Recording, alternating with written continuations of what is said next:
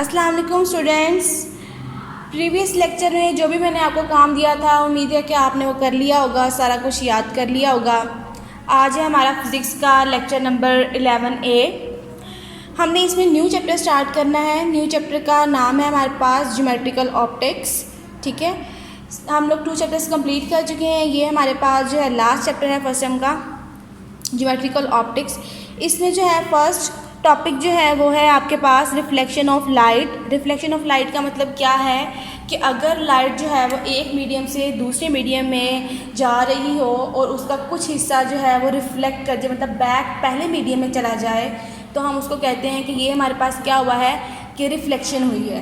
ठीक है, कि आया है और एक मीडियम से दूसरे मीडियम में आई है और वहाँ से उसका कुछ हिस्सा जो है वो बैक फर्स्ट मीडियम में चला गया है, तो हम कहेंगे कि वो क्या है, रिफ्लेक्शन हुई है। यहाँ पे पढ़ लेते हैं इसकी definition. When light travelling in a certain medium false on the surface of another medium, a part of it turns back in the same medium, this is called the reflection of light. उसके साथ आपने ये वाली figure बनानी है।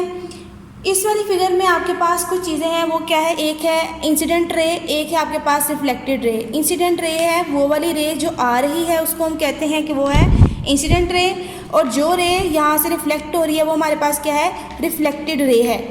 और जो angle जो है इंसिडेंट रे बना रही है उसको हम कहेंगे इंसिडेंट एंगल, और जो एंगल रिफ्लेक्टेड रे बना रही है हमारे पास उसको हम कहेंगे कि वो हमारे पास क्या है, कि एंगल ऑफ रिफ्लेक्शन है। रिफ्लेक्टेड रे का एंगल ऑफ रिफ्लेक्शन। ये हमारे पास जो है एक कुछ चीज़ें हैं वो जो उसने बताई हुई है टर्म्स ऊपर पैराग्राफ में, तो फिर से पढ़ लेते हैं क्या क्या वो बता रहा है। Reflection of light is illustrated bye in the figure 12.1, मतलब इस सारी फिगर में ये आप लाइन लिखने की ज़रूरत नहीं है। When a ray of light from air along the path AO falls on the plane mirror M, के AO आई आपके पास किसके ऊपर, M मिरर के ऊपर, it is reflected along the path OB से वो पाथ पे रिफ्लेक्ट होगी। द रे इज़ कॉल्ड, हमारे पास क्या है, इंसिडेंट रे है, वाइल द रे OB is called reflected ray. The angle between the incident रे AO and the normal N, मतलब कि एंगल AON हमारे पास क्या होगा, ये नॉर्मल होता है हमारे पास। AON हमारे पास क्या है, एंगल ऑफ इंसिडेंस, और उसके बाद हमारे पास जो एंगल NOB जो है वो हमारे पास एंगल ऑफ रिफ्लेक्शन, यही इसने बताया हुआ है। एंगल ऑफ इंसिडेंस को आई से शो करते हैं, एंगल ऑफ रिफ्लेक्शन को R से। ये आपका रिफ्लेक्शन वाला टॉपिक जो है वो कंप्लीट हो गया। शॉर्ट क्वेश्चन में आएगा आपको, तो आपने डेफिनेशन के साथ ये फिगर बनानी होगी, साथ में बताना होगा कि एंगल ऑफ इंसिडेंस क्या है, इसके अंदर एंगल ऑफ रिफ्लेक्शन क्या है। ठीक है, नेक्स्ट जो आपके पास लॉज ऑफ रिफ्लेक्शन है कि क्या लॉज है रिफ्लेक्शन के। एक ये है कि हमारे पास इंसिडेंट रे, नॉर्मल और द रिफ्लेक्टेड रे सारे कहाँ पे होंगी, एक ही प्लेन में होंगे।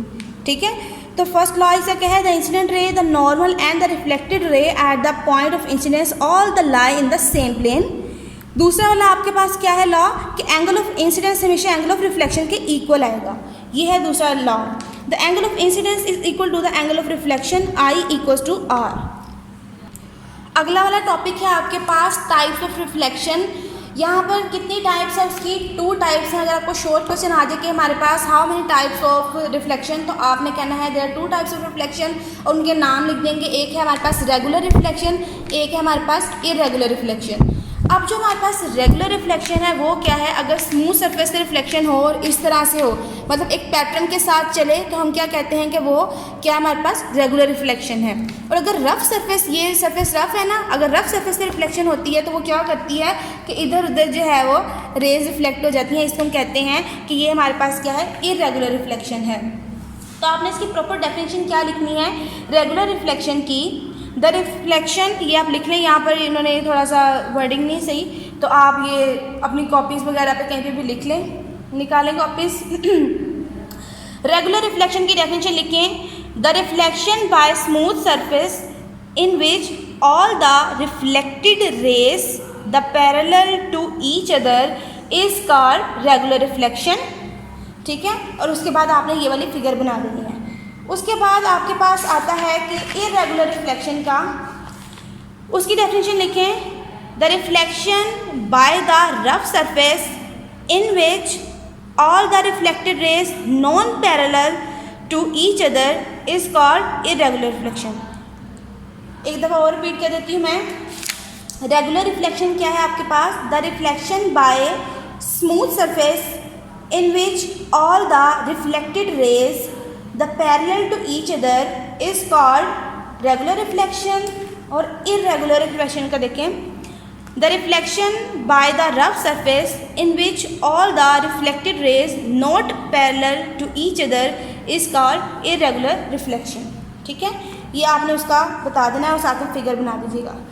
उसके बाद नेक्स्ट है आपके पास स्फेरिकल मिरर्स। स्फेरिकल मिरर्स क्या होते हैं?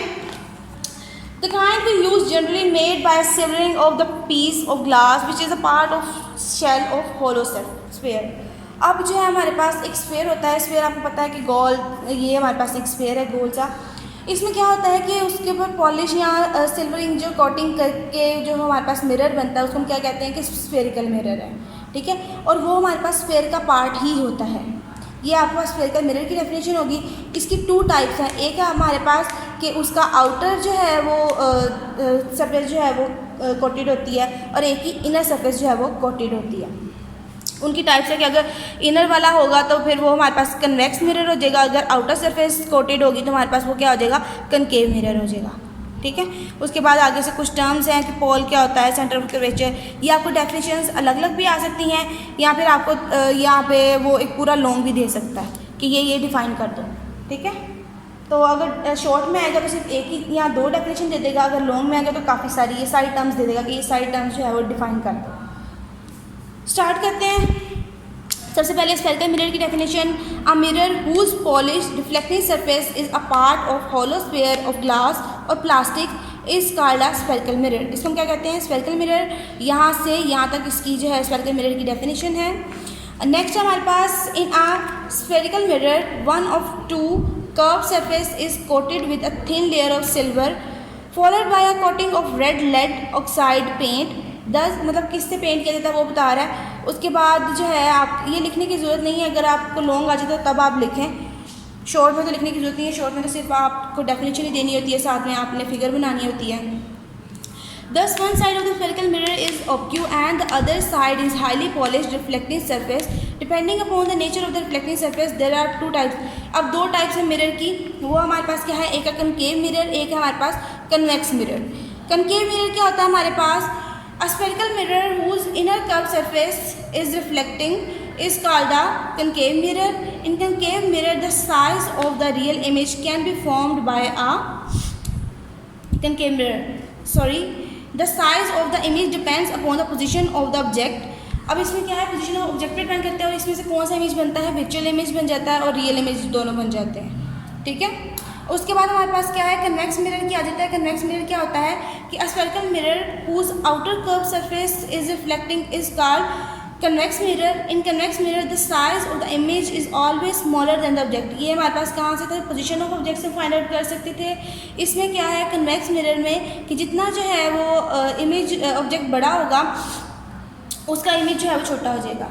ओनली वर्चुअल, हमेशा उसका इमेज कन्वेक्स मिरर में उसका इमेज जो है वो ऑब्जेक्ट से छोटा ही बनता है। Only virtual image, erect image is formed by the convex mirror. और कन्वेक्स मिरर से हमेशा क्या है कि वर्चुअल और इरेक्ट इमेज ही बनेगा। जो हमारे पास कनकेव मिरर होता है उसकी शेप ये होता है, अंदर की तरफ वो जो है होता है, और जो हमारे पास कन्वेक्स मिरर होता है वो बाहर की तरफ इस तरह की शेप का होता है। ठीक है, और उसके बाद हमारे पास क्या है? पोल आ जाता है कि पोल को हम क्या कहते हैं? Is the mid point of the curve surface of a spherical mirror, it is called the vertex. इसको हम वर्टेक्स भी कहते हैं कि ये हमारे पास क्या है? Mid point of the curve surface. ये हमारे पास कर्व सरफेस है ना स्फेयर की, इसका जो मिड पॉइंट होगा इसको हम क्या कहेंगे कि ये हमारे पास क्या है? पोल है। और ये जो हमारे पास स्फेयर का सेंटर है इसको हम क्या कहेंगे? Centre of curvature.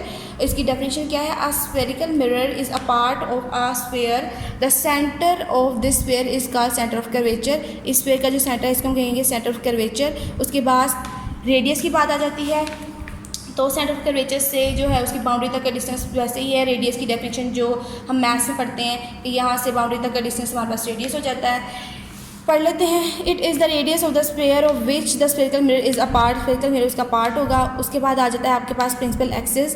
Principal axis की डेफिनेशन में आपने क्या लिखना है? It is a joining centre of the curvature and the pole of the. अब ये हमारे पास क्या है? एक लाइन है principal axis, centre of curvature, पोल को जो मिलाएगी लाइन, वो हमारे पास क्या हो जाएगी? प्रिंसिपल एक्सिस हो जाएगी। उसके बाद बात आती है प्रिंसिपल फोकस की। प्रिंसिपल फोकस क्या है कि जब रेज रिफ्लेक्ट करती हैं वो उन सबको अगर हम लोग एक ही पॉइंट से गुजार लें, इकट्ठी कर लें, तो उसका क्या बन जाता है, प्रिंसिपल फोकस बन जाता है। लेकिन प्रिंसिपल फोकस डिपेंड करता है आपके लेंस मिरर के ऊपर कि जो है आपके पास रियल बनेगा प्रिंसिपल फोकस या वर्चुअल बनेगा। तो वो जो है उसकी डेफिनेशन आपने इसमें लिखनी होगी कि रियल वाला कौन सा है और उसके बाद जो दूसरा वर्चुअल वाला कौन सा है।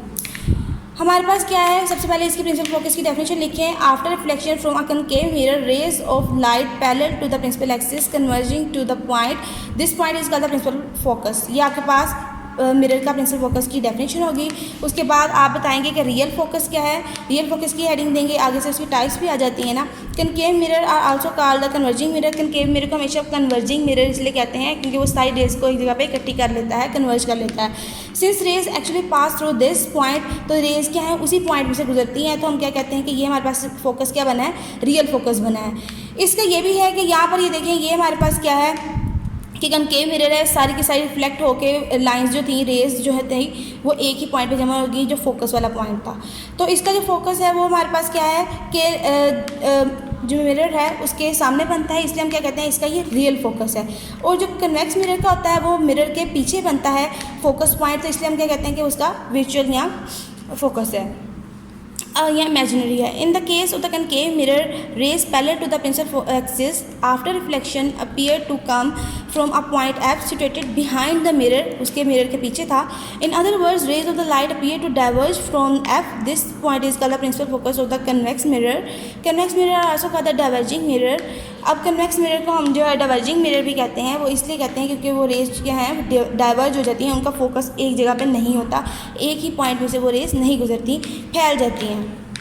The principal focus of the convex mirror is virtual focus because the reflected rays do not actually pass through it but appear to do so। मतलब कि वहाँ पे क्या होता है कि वो एक पॉइंट में से नहीं गुजरती।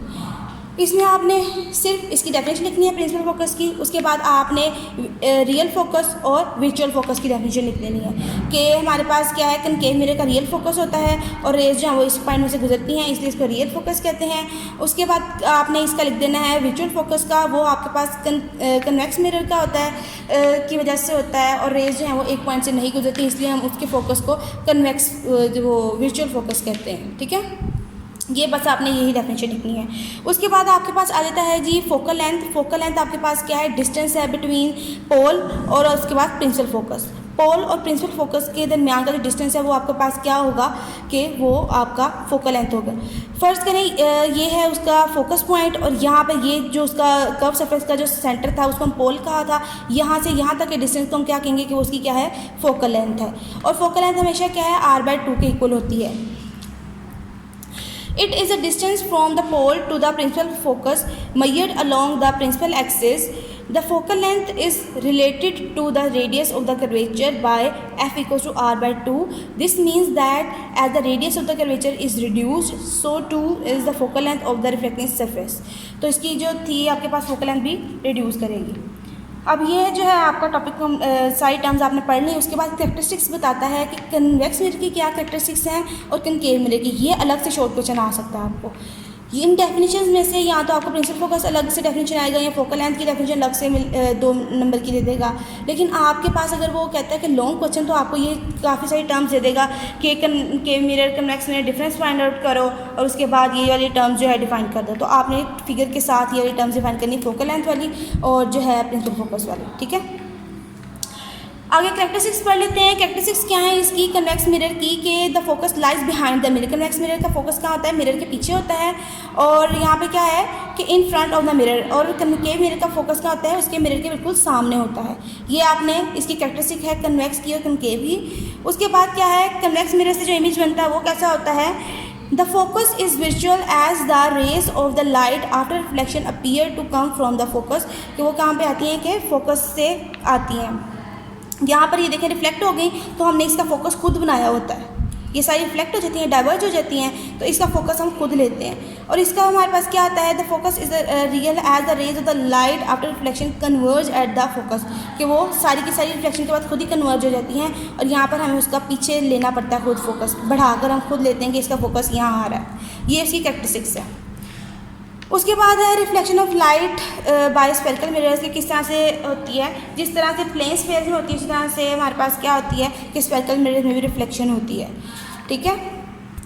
इसके रिफ्लेक्शन के क्या है, कन्वेक्स मिरर में क्या होगा कि रे आएगी और रिफ्लेक्ट हो जाएगी, ये इसका एंगल ऑफ इंसिडेंस होगा, ये इसका एंगल ऑफ रिफ्लेक्शन होगा, जिस तरह से हमने पीछे प्लेन सर्फेसेज में पढ़ा था रिफ्लेक्शन का। अब ये हमारे पास क्या है, कनकेव मिरर है, तो ये अंदर की तरफ रिफ्लेक्ट होती है, ये इसका एंगल ऑफ इंसिडेंस और ये इसका एंगल ऑफ रिफ्लेक्शन है।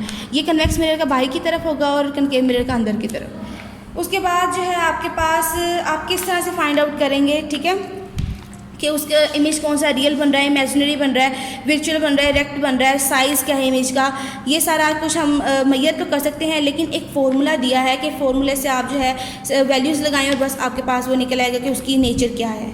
तो उसकी नेचर फाइंड आउट करने के लिए आप क्या करते हैं कि फार्मूला यूज़ करते हैं जिसको हम कहते हैं मिरर फार्मूला, और ये आपको शॉर्ट में ही आता है। मिरर फार्मूला की डेफिनेशन आपके पास क्या है कि रिलेशनशिप है between the object distance p, object के डिस्टेंस को हमेशा p से शो करते हैं, और उसके बाद इमेज के डिस्टेंस को हमेशा q से शो करते हैं from the mirror, and the focal length को हम f से ही शो करते हैं। ये आपने चीज़ें याद रखनी है कि ऑब्जेक्ट की डिस्टेंस को p से, न्यूमेरिकल्स में भी आएंगी, इमेज के डिस्टेंस को q से और फोकल लेंथ को हम f से शो करते हैं। तो हमारे पास रिलेशन क्या है, 1/f equals to 1/p plus 1/q, ये आपके पास आ जाता है, ठीक है। अब उसके बाद क्या है कि इस इक्वेशन को हम क्या कहते हैं, ये जो है कनकेव और कन्वेक्स मिरर दोनों के लिए सूटेबल है। हाउ फॉलोइंग साइंस, अब जो है आपको कैसे पता चलेगा कि आपके पास जो है रियल इमेज बन रहा है या वर्चुअल इमेज बन रहा है, तो उसके लिए आपके पास उसने टेबल दिया हुआ है आपको ये वाला, कि इसमें वो क्या कहता है कि अगर उसकी क्वालिटी चेक करनी हो कि अगर ऑब्जेक्ट का डिस्टेंस पॉजिटिव हो तो रियल ऑब्जेक्ट है, और अगर नेगेटिव हो तो वो वर्चुअल ऑब्जेक्ट है। अगर इमेज का डिस्टेंस पॉजिटिव होगा तो रियल इमेज है, और अगर इमेज का डिस्टेंस नेगेटिव होगा तो वो वर्चुअल इमेज है। और अगर हमारे पास उसका जो है फोकल लेंथ पॉजिटिव होगी तो कनकेव मिरर है, और अगर उसकी फोकल लेंथ जो है नेगेटिव होगी तो वो हमारे पास क्या है, कन्वेक्स मिरर है, ठीक है। ये आपने कुछ चीज़ें याद रखनी है।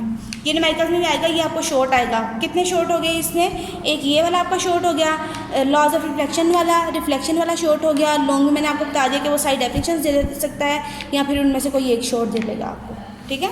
ये सारे अभी तक तकरीबन शॉर्ट ही चल रहे थे। रिफ्लेक्शन वाला टॉपिक हमने कंप्लीट कर लिया। अब हमने पढ़ना है रिफ्रैक्शन ऑफ लाइट। ये हमारे पास आ रहा था यहाँ पे रिफ्रैक्शन ऑफ लाइट में, ठीक है। इसकी डेफिनेशन क्या है कि अगर जो लाइट है एक मीडियम से दूसरे मीडियम के अंदर जा रही है और वो बेंड हो जाती है अपने रास्ते से, तो हम उसको क्या कहते हैं कि वो क्या है, रिफ्लेक्शन ऑफ लाइट है। The process of bending of the light as it passes from one medium to another is called the refraction of light. अब इसकी डेली लाइफ में एग्जांपल क्या है कि आपने पानी का एक ग्लास लेना है, उसमें क्या करेंगे आप, एक पेंसिल को एक कुछ एंगल पे जो है डिप कर देते हैं, तो जिसका सबमर्ज पोर्शन है ना इसका, वो क्या होता है कि आपको बेंड हुआ दिखाई देता है। तो जब उसको आप बाहर निकालते हैं तो वो ठीक हो जाता है, जब आप फिर अंदर डालते हैं तो वो थोड़ा सा आपको बेंड हुआ दिखाई देता है। यही क्या है, रिफ्रैक्शन ऑफ लाइट है, ठीक है। तो ये इसने एग्जांपल दी हुई है, डेफिनेशन लिखें, उसके बाद एक्सपेरिमेंट लिख दें। अगर आप एग्जांपल लिखना चाहते हैं तो एग्जांपल भी लिख सकते हैं, लेकिन एक्सपेरिमेंट लिख दीजिए, इतना लिखने की ज़रूरत नहीं है। एक्सपेरिमेंट क्या है, ग्लास लैब का एक्सपेरिमेंट है कि इसमें क्या है, इंसिडेंट रे आई है। आपको मैंने बताया कि इंसिडेंट रे को हम जो है वो IO जो भी हम रे का नाम दे लेते हैं। यहाँ पे इंसिडेंट रे क्या है, IO है, और इसने नॉर्मल के साथ कौन सा एंगल बनाया हुआ है, एंगल ऑफ इंसिडेंस बनाया है। अब यहाँ से रे आई है वो इस पाथ पर चली है, ठीक है, OM वाले पाथ पर चली है। उसके बाद क्या हुआ कि यहाँ पर पहुँचने के बाद वो ME वाले पाथ से वो बैंड हो गई है, इस तरह आई वो इस तरह हुई और फिर उसके बाद बैंड होगी थोड़ी सी। तो ये क्या है, रिफ्रैक्शन ऑफ लाइट है। और उसके बाद जो है रिफ्लेक्टेड रे जो एंगल बनाएगी, इसमें भी जिस तरह से हमने पढ़ा था पीछे रिफ्लेक्शन वाले टॉपिक में कि एंगल ऑफ इंसिडेंस के बाद एंगल ऑफ रिफ्लेक्शन पढ़ा था, यहाँ पे एंगल ऑफ इंसिडेंस तो वही है, लेकिन यहाँ पे एंगल ऑफ रिफ्लेक्शन की वजह हमारे पास क्या बनेगा, एंगल ऑफ रिफ्रैक्शन। कि रिफ्रैक्टेड रे जो एंगल बनाएगी उसको हम क्या कहेंगे कि वो हमारे पास क्या है, एंगल ऑफ रिफ्रैक्शन है। इसका एक्सपेरिमेंट पढ़ लेते हैं। वैसे मैंने आपको बता दिया कि यहाँ से आई और ये हो गया, और यहाँ पे ये एंगल ऑफ इंसिडेंस है, ये एंगल ऑफ रिफ्रैक्शन है, ये वाला जो बना हुआ है, और ये इसका मिड पॉइंट है, ये उसका नॉर्मल है, और ये हमारे पास ग्लास स्लैब है। एक्सपेरिमेंट पढ़ें। A ray of light IO traveling from air falls on the surface of a glass block. At the air glass interface, the ray of the light IO changes direction and bend towards the normal and travel along the path OR inside the glass. The rays IO and OR are called the incident ray and the refracted ray. अब आपके पास IO और OR आपके पास क्या है कि ये incident और रिफ्रैक्टेड रेज हैं। उसके बाद आपके पास क्या है, the angle I made by the incident ray with the normal is called angle of incidence. The angle R made by the refracted ray with the normal is called angle of refraction. When refracted ray leaves the glass, it bends away from the normal and travels along the path ME. वो ME वाले path पे वो travel करना शुरू कर देती है। ठीक है, आपने इसकी रिफ्लेक्शन वाले की डेफिनेशन के बाद ये आपने क्लास लैब एक्सपेरिमेंट लिख देना है। जिस तरह से हमारे पास पीछे लॉज ऑफ रिफ्लेक्शन था, इसी तरह से हमारे पास क्या है, लॉज ऑफ रिफ्लेक्शन की भी बात होती है कि लॉज ऑफ रिफ्लेक्शन हमारे पास क्या है, the incident ray, the reflected ray and the normal at the point of incidence all lie in the same plane. वो क्या है, एक ही प्लेन में होंगे। उसके बाद जो है दूसरा वाला आपके पास क्या है, the ratio of the sine of angle of incidence to the sine of angle of refraction is always equal to a constant. मतलब कि sine R divided by sine I divided by sine R equals to constant N. Sine I divided by sine R equals to N है, तो ये हमारे पास क्या है, इसको हम स्नेल्स लॉ भी कहते हैं। अब इसकी अगर डेफिनेशन आज आपको स्नेल्स लॉ डिफाइन करें तो आप क्या लिखेंगे, ये लिखेंगे the ratio of the sine of angle of incidence I to the sine of the angle of reflection R is always equal to the constant, और ये आप एक्सप्रेशन साथ दे देंगे। ठीक है, ये है आपके पास स्नेल्स लॉ। बस आपका ख़त्म हो गया। आपका होमवर्क क्या है कि आपने ये सारे क्वेश्चंस जो हैं वो याद करने हैं, और उसके बाद स्नेल्स लॉ और जो main angle laws of refraction जो है, और उसके बाद रिफ्रैक्शन ऑफ लाइट की डेफिनेशन, रिफ्लेक्शन ऑफ लाइट की डेफिनेशन, और ये सारी डेफिनेशन जो हैं आपने अपनी नीट कॉपीज़ पर लिख लेनी है और अच्छे तरीके से याद कर लेनी है। यही आपका होमवर्क है, तो अच्छे तरीके से कर लीजिएगा। अल्लाह हाफ़िज़।